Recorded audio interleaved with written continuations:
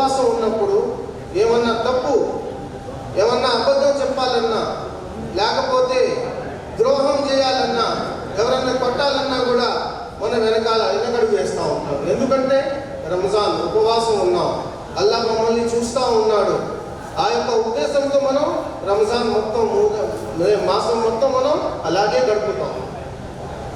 ఈ రంజాన్ ఒక ప్రాక్టీస్గా అల్లా మాకు ఇచ్చాడు. ఎలాగైతే 1 month 30 days మీరు కంప్లీట్గా ఆల్ సిన్స్ని మీరు దూరంగా ఉండి ఒక మంచి జీవన శైలిలో మీ జీవితాన్ని గడుపుతారో, రిమైనింగ్ 11 months కూడా మనం అలాగే మన జీవితాన్ని గడపాలని ఒక పాఠం చెప్పడానికి అల్లా ప్రతి సంవత్సరం మనకు రంజాన్ ఇచ్చారు. మనకి ఇప్పుడు మన పెద్దలు చెప్పినట్లుగా ఉపవాస ప్రార్థనలో ముఖ్య ఉద్దేశం మన పాపాలని మన్నింపు కోసం, అలాగే పేద ప్రజలకి సహాయాలు, అలాగే ఎవరి మీదైనా మనకి రాగద్వేషాలు ఉన్నట్లయితే వాళ్ళకి క్షమించడం, అలాగే మరి ఎవరికైనా అవసరమైతే వాళ్ళకి సహాయం చేయడం. ఆ సహాయం అనేది ఆర్థికంగా కావచ్చు, ఏ రూపంలో కూడా. అని నేను ఇందాక ఒక బుక్ చదివాను. అసలు ముస్లిం దేశాల్లో అయితే అసలు భిక్షగాలను కూడా ఎక్కడ ఉంచరంట. వాళ్ళందరినీ కూడా ఒక చోటకి చేర్చి వాళ్ళకి నిరంతరము కూడా భోజన సదుపాయాలు కూడా ఏర్పాటు చేస్తూ ఉంటారు. అంటే ఇంత ఎవరు కూడా ఆకలితో ఉండకూడదు. అలాగే ఉదయాన్నే మరి 4 గంటలకే నిద్ర లేచి మరి ఆ ఉపవాసానికి సంబంధించి మరి అంత భోజనాలు వండుకొని మళ్ళీ తిని మళ్ళీ సాయంత్రం వరకు కూడా అందరూ ఉపవాసం ఉండి చివరికి మంచినీళ్ళు కూడా తాగినంత కఠినమైన ఉపవాసం అనేది ఒక ముస్లిం సోదరుల్లో మాత్రమే ఉంది. అలాగే ఈ దువా మేము చాలాసార్లు అంటే రాజకీయాలకు వచ్చినప్పటి నుంచి మేము చూస్తూ ఉన్నాము. చాలా భక్తి శ్రద్ధలతో ఒక యూనిటీగా అందరూ ఉండి చేయడం అనేది చాలా గొప్ప విషయం. అయితే దీన్ని ప్రజలకు అందరికీ తెలియజేయడం ఏంటంటే ప్రతి ఒక్క మతం కూడా ఏదో ఒక మంచి నేర్పిస్తూ ఉంటుంది. ఇప్పుడు హిందూస్కి అయితే కార్తీక మాసంలో ఉపవాసాలు ఉంటాయి, అదే క్రైస్తవులకు అయితే ఈస్టర్కి ముందు ఉపవాసాలు ఉంటాయి, అలాగే మరి ముస్లిమ్స్కి అయితే రంజాన్ మాసంలో ఉపవాసాలు. అంటే ప్రతి మతం కూడా వారి యొక్క మతాచారాల ప్రకారంగా ఉపవాసాలు అనేది పెట్టడం జరిగింది. అంటే మనలో ఒక పరివర్తన రావడం అనేది చాలా ఇంపార్టెంట్. అది దానికి గాను సర్వమతాలు కూడా సమానంగా మనం చూస్తాం మన భారతదేశంలో.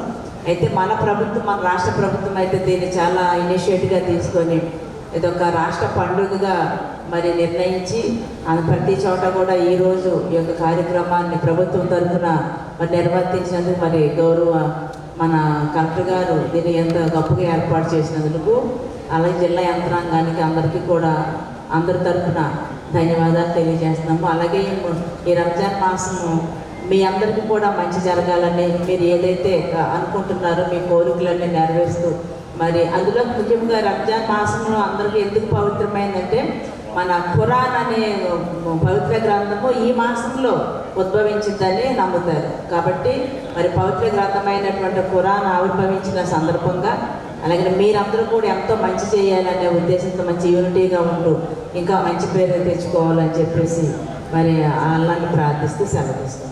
దాని ఒక ముఖ్యం ఏంటిది అనేది ఇందాక మన మౌలానా గారు చెప్పారు. అంటే దేవుడిని తలుచుకోవటం భక్తితో, దాని తర్వాత ఉపవాసం ఉండటం.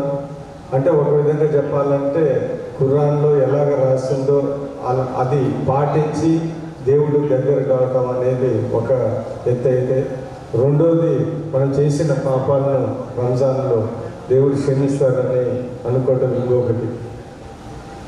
ఈరోజు మనము ఈ రంజాన్ మంత్లో ఒకటి మనం ముఖ్యంగా ఖురాను చదువుతూ ఉంటాం. దాంట్లో ఉన్న ముఖ్య అంశాలు మరీ ముఖ్యంగా ఏంటిదంటే బీదలకి మనం సహాయం చేయాలని, మనకు వచ్చే ఆస్తులు ఇన్కంలో 1/10 కమ్యూనిటీకి స్పెండ్ చేయాలని అనేక మంచి అంశాలు ఉంటాయి. ఈరోజు ఈ ఇఫ్తార్ ఎందుకు పిలిచిన అందరికీ డిస్ట్రిక్ట్ అడ్మినిస్ట్రేషన్ అందరికీ నా హృదయపూర్వక నమస్కారాలు తెలుపుతూ మీ అందరికీ రంజాన్ ముబారక్ తెలియజేస్తూ సెలవు తీసుకుంటున్నాను. నమస్కారం. సో ఈరోజు జరుపుకునే గవర్నమెంట్ నుంచి ఏర్పాటు చేస్తున్న ఇఫ్తార్ ప్రోగ్రామ్కి వచ్చేసిన అందరికీ గౌరవ మినిస్టర్ గారికి, మేయర్ గారికి, ఎమ్మెల్యే గారికి, ఇక్కడ ఉన్న మిగతా అందరికీ కూడా నమస్కారాలు. జిల్లా ప్రజలందరికీ కూడా ఈ సందర్భంగా రంజాన్ ముబారక్ తెలియజేస్తున్నాను. ఇక్కడ ఉన్న పిల్లలు అందరికీ కూడా రంజాన్ ముబారక్. Thank you. అదేవిధంగా మౌలానా గారికి, మిగిలిన వారికి మీడియాకి నమస్కారాలు. రంజాన్ మాసం ఇస్లాంలో అతి పవిత్రమైన మాసం. ఖురాన్ కూడా ఈ మాసంలోనే ఉద్భవించిందని చెప్తారు. సమాజంలో తెలిసి కానీ తెలియక కానీ చేసినటువంటి పాపాలన్నింటినీ కూడా ఈ ఉపవాసాలు రంజాన్ మాసంలో శుద్ధింపబడతాయని చెప్పేసి ఉంటారు. చాలా పవిత్రంగా పేదవారి నుంచి ధనికుల వరకు ఎవరైనా కానీ అందరూ కూడా మసీదుకు వెళ్ళటం, అందరూ కలిసి ఒక ఐక్యంగా తారతమ్యాలు లేకుండా ఈ నమాజ్ చేసుకోవటం ఒక గొప్ప విషయం. అత్యంత పవిత్రంగా రోజంతా కూడా పూర్తి స్థాయి ఉపవాసాలు ఉండటం అనేది కూడా చాలా అభినందనీయమైన విషయం. మన ప్రభుత్వం కూడా ముస్లిం సోదరుల విషయంలో ఇస్లాం మత గౌరవాల్ని కాపాడుకుంటూ ముందుకు వస్తూ ఉన్నారు.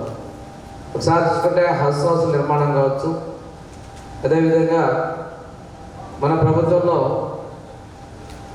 మసీదులకి రిపేర్లు వాటికి కూడా మనం నిధులు ఇవ్వటం, ఈద్గాలు కబ్రస్థాన నిర్మాణాలకి దోహదం చేయటం, ఇవన్నీ కూడా మనం ప్రభుత్వంలో చేయడం జరిగింది. అదేవిధంగా మనం దుల్హన్ పథకం ద్వారా ఆర్థికంగా అండగా ఉండటం కావచ్చు, ఇటువంటి సంక్షేమ పథకాలు ప్రత్యేకంగా ముస్లిం మైనారిటీ బ్యాంక్ ఏర్పాటు చేయడం, ఇవన్నీ కూడా తెలుగుదేశం ప్రభుత్వంలో మనం చేసిన విషయాలు. అల్లా ఆశీస్సులతో మరింతగా సంక్షేమానికి మీద అల్లా ఆశీస్సులు ఉండాలని కోరుకుంటూ రాష్ట్ర ప్రభుత్వం తరఫున, ముఖ్యమంత్రి గారి తరఫున మీ అందరికీ కూడా మరొకసారి Ramzan Mubarak. Thank you very much.